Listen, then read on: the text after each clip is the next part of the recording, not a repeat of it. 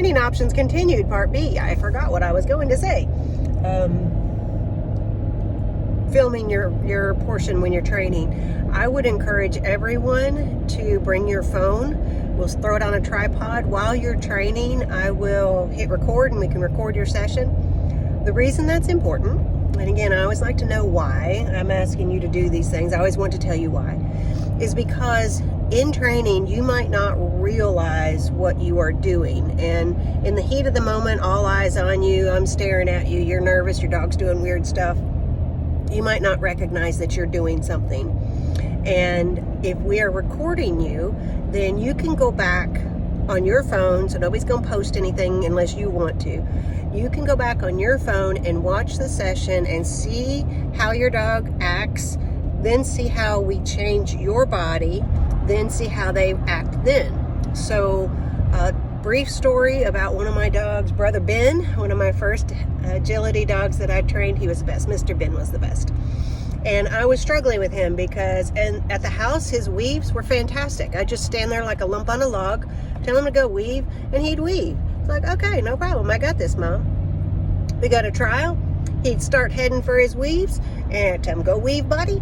He'd go weave, he'd head towards the weaves, and then he'd turn around and spin and look at me. I got so frustrated. I'm like, what are you doing? Because at that point I was working in AKC, and that is a refusal, so it's a fault, so no bueno. So I had somebody watch me, and they said, well, you're calling him off the weaves. I'm like, no, I'm not. I am not doing that. And they said, you are. And I'm like, I'm telling him to go weave. What I was actually saying in trial, which I didn't say in practice, which was why he was nailing it in practice and not in trial, I would say, weave, Ben, weave. I would have never believed in a million years that I was saying his name.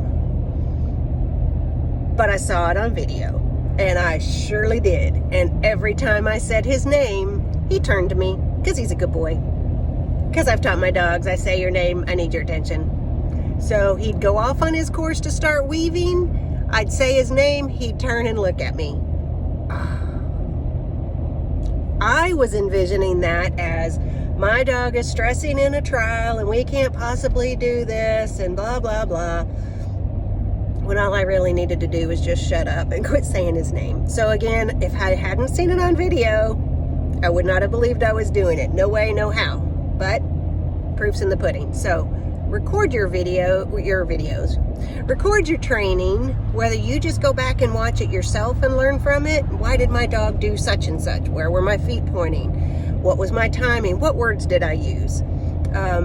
Or if you come into training class and you video there, I think that's beneficial as well. So if you're just in this for the yeehaws and the fun Charlie and all that kind of good stuff, that's fine. That's perfectly fine. You don't have to go to these depths.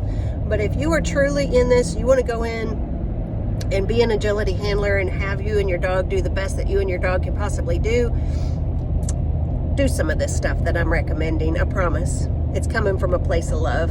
I want you to succeed too. All right. Talk to you soon.